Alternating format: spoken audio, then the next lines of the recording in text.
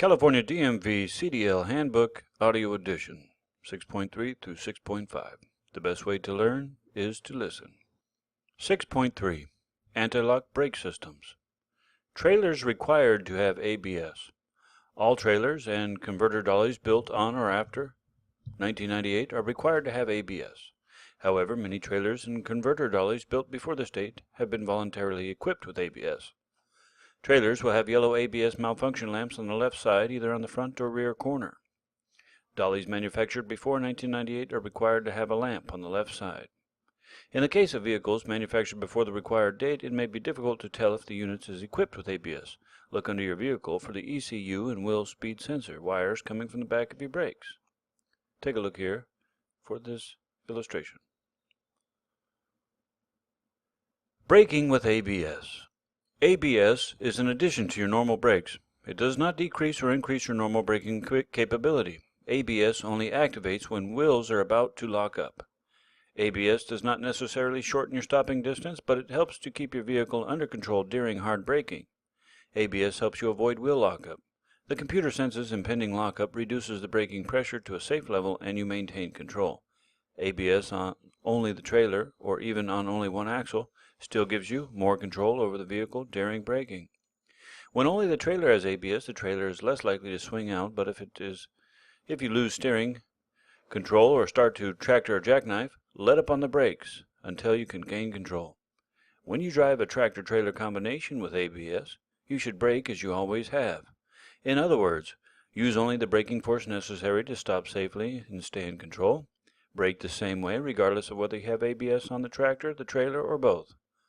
As you slow down, monitor your tractor and trailer and back off the brakes to stay in control. Remember, if your ABS malfunctions, you still have regular brakes. Drive normally, but get the system serviced soon. ABS will not allow you to drive faster, follow more closely, or drive less carefully. Coupling and uncoupling. Knowing how to couple and uncouple correctly is basic to safety operation of a combination vehicle. Wrong coupling and uncoupling can be very dangerous. General coupling and uncoupling steps are listed below. There are differences between different rigs, so learn the details of coupling and uncoupling the truck you will operate. Coupling tractor semi-trailers. Step 1. Inspecting the fifth wheel. Check for damage and missing parts. Check to see if the mounting to the tractor is secure, no cracks in the frame, etc. Be sure that the fifth wheel plate is greased as required. Failure to keep the fifth wheel plate lubricated could cause steering problems because of friction between the tractor and trailer. Check if the fifth wheel is in proper position for coupling. Wheel is tilted down towards the rear of the tractor. Jaws are open. Safety unlocking handle is in the automatic lock position. If you have a sliding fifth wheel, make sure it is locked. Make sure the trailer kingpin is not bent or broken. Inspect the area and chock the wheels. Make sure the area around the vehicle is clear. Be sure the trailer wheels are chocked or spring brakes are on. Check that the cargo is secured against movement due to the tractor being coupled to the trailer. Now position the tractor. Put the tractor directly in front of the trailer. Never back under the trailer at an angle because you might push the trailer sideways and break the landing gear. Check your position using the outside mirrors by looking down both sides of the trailer. Backing slowly. Back until the fifth wheel just touches the trailer. Do not hit the trailer. Secure the tractor. Put the parking brake on. Put the transmission in neutral. Check the trailer height. The trailer should be low enough that it is raised slightly by the tractor when the tractor is backed under it. Raise or lower the trailer as needed. If the trailer is too low, the tractor may strike and damage the trailer nose. If the trailer is too high, it may not couple correctly. Check that the kingpin and the fifth wheel are aligned. Connect the air lines to the trailer. Check the glad hand seals and connect the tractor emergency air line to the trailer emergency glad hand. Check the glad hand seals and connect the tractor service airline to the trailer service glad hand. Make sure the air lines are safely supported where they will not be crushed or caught while the tractor is backing under the trailer. Supply air to the trailer. From the cab, push in the air supply knob or move the tractor protection valve control from the emergency to the normal position to supply air to the trailer brake system. Now wait until the air pressure is normal. Check the brake system for cross-air lines. Shut the engine off so you can hear the brakes. Apply and release the trailer brakes and listen for the sound of trailer brakes being applied and released. You should hear the brakes move when applied and air escape when the brakes are released. Check the air brake system pressure gauge for signs of major air loss. When you are sure the trailer brakes are working, start the engine. Make sure the air pressure is up to normal. Lock the trailer brakes. Pull out the air supply knob or move the tractor protection valve control from normal to emergency. Back under the trailer. Use the lowest reverse gear. Back the tractor slowly under the trailer to avoid hitting the kingpin too hard. Stop when the kingpin is locked into the fifth wheel. Check the connection for security. Raise the trailer landing gear slightly off the ground. Pull the tractor gently while the trailer brakes are still locked to check that the trailer is locked onto the tractor. And to secure the vehicle, put the transmission in neutral, put the parking brakes on, shut off the engine and take the key with you so someone else will not move the truck while you're under it. And inspect the coupling.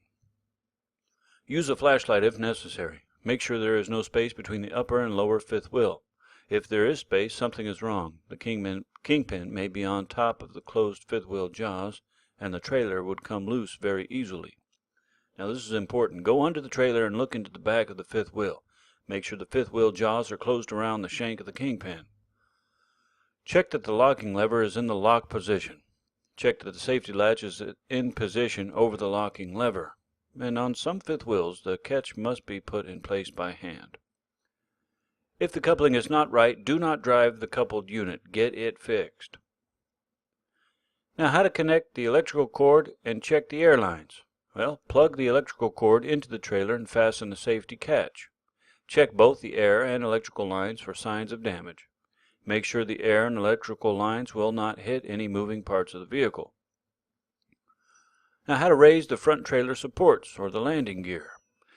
Use the low gear range, if it's equipped, to begin raising the landing gear. Once free of weight, switch to the high gear range. Raise the landing gear all the way up.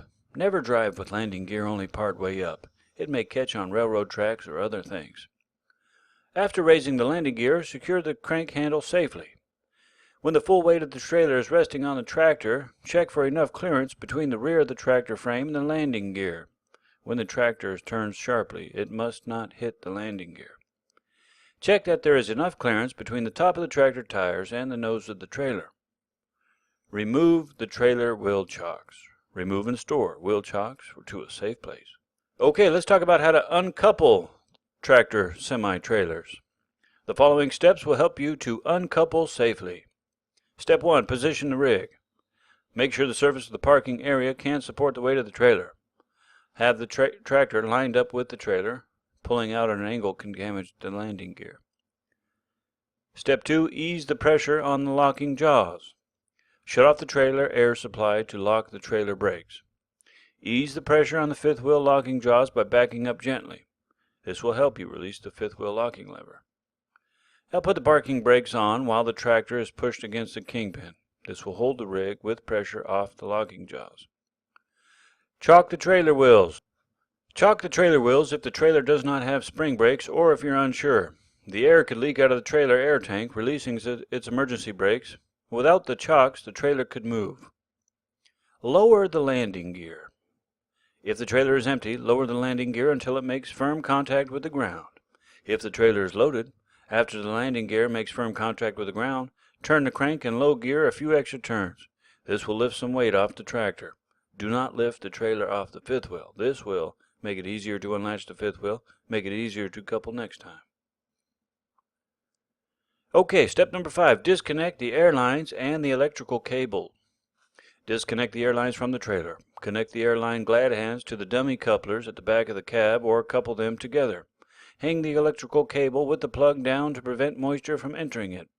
Make sure the lines are supported so they will not be damaged while driving the tractor. Step 6. Unlock the fifth wheel. Raise the release handle lock.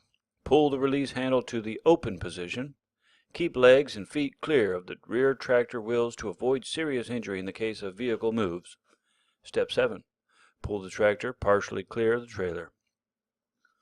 Pull the tractor forward until the fifth wheel comes out from under the trailer. Stop with the tractor frame under the trailer. This prevents the trailer from falling to the ground if the landing gear should collapse or sink. Step 8. Secure the tractor. Apply the parking brake. Place the transmission in neutral. Step 9. Inspect the trailer supports. Make sure the ground is supporting the trailer. Make sure the landing gear is not damaged. Step 10. Pull the tractor clear of the trailer. Release the parking brakes, check the area, and drive the tractor forward until it clears. It's time to test your knowledge. I'll ask you a few questions, and you should know the answer in your mind. If you don't, please re-listen to the last section. Number 1. What might happen if the trailer is too high when you try to couple? Number 2. After coupling, how much space should be between the upper and lower fifth wheel? Number 3. You should look into the back of the fifth wheel to see if it is locked onto the kingpin. True or false? Number 4. To drive, you need to raise the landing gear only until it just lifts off the pavement. True or false? Next question. How do you know if your trailer is equipped with anti-lock brakes? Now remember, these questions may be on your DMV test. If you cannot answer them, please re-listen to the last section. Okay, section 6.5 is about inspecting a combination vehicle. Use a 7-step inspection procedure described in section 2 to inspect your combination vehicle. There are more things to inspect on a combination vehicle than on a single vehicle. For example, your tires, wheels, lights, reflectors, etc. There are also some new things to check, and these are discussed below. Additional things to check during a walk-around inspection. Do these checks in addition to those already listed in section 2. Okay, coupling system areas. Check the fifth wheel, the lower. See that it's securely mounted to the frame, has no missing or damaged parts, has enough grease, has no visible space between the upper and lower fifth wheels. The locking jaws are around the shank to the head of the kingpin. Release arm is properly seated and the safety hatch is engaged. Take a look at this picture. Also, check the fifth wheel upper.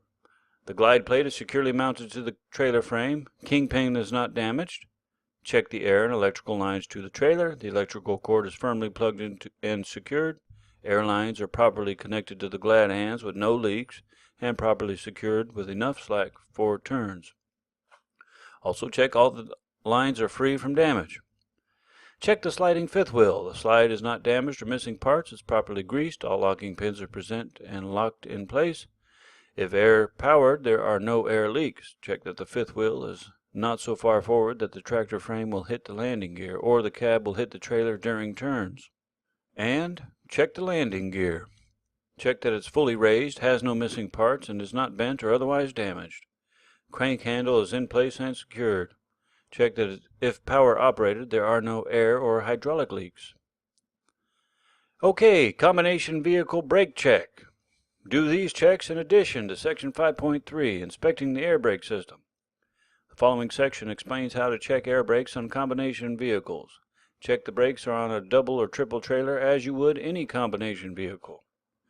Alright, check that the air flows to all the trailers. Use the tractor parking brake and or chock the wheels to hold the vehicle. Wait for air pressure to reach normal and then push in the red trailer air supply knob. This will supply air to the emergency lines. Use the trailer handbrake to provide air to the service line. Go to the rear of the rig. Open the emergency line shutoff valve at the rear of the last trailer. You should hear air escaping, showing that the entire system is charged. Close the emergency line valve. Open the service line valve to check that service pressure goes through all the trailers. Now this test assumes that the trailer handbrake or service brake pedal is on. And then close the valve. If you do not hear air escaping from both lines, check that the shutoff valve on the trailer and dolly are in the open position. Now remember, you must have air all the way to the back for all the brakes to work.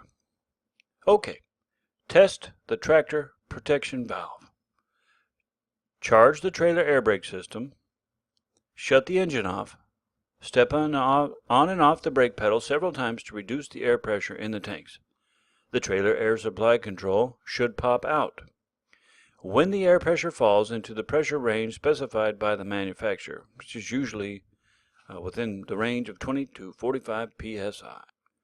If the tractor protection valve does not work right, an air hose or trailer brake leak could drain all the air from the tractor. This would cause the emergency brakes to come on with possible loss of control. Alright, test the trailer emergency brakes. Charge the trailer air brake system and check that the trailer rolls freely. Then stop and pull out the trailer air supply knob, or place it in the emergency position, and pull gently on the trailer with the tractor to check that the trailer emergency brakes are on. Okay, test the trailer service brakes. Check for normal air pressure, release the parking brakes, move the vehicle forward slowly, and apply trailer brakes with the hand control if it's equipped. You should feel the brakes come on. This tells you the trailer brakes are connected and working. The trailer brakes should be tested with the hand valve, but controlled in the normal operation with the foot pedal, which supplies air to the service brakes at all wheels. Are you ready? It's time to test your knowledge. I'll ask you a few questions. You should know the answer in your mind. Which shutoff valve should be open and which should be closed? Number 2. How can you test that air flows to all trailers? Number 3. How can you test the tractor protection valve? Number 4. How can you test the trailer emergency brakes? And number 5. How can you test the trailer service brakes? Now, these questions may be on your DMV test. If you cannot answer them, please re-listen to the last section. And you have completed Section 6. In the next video, we'll begin Section 7.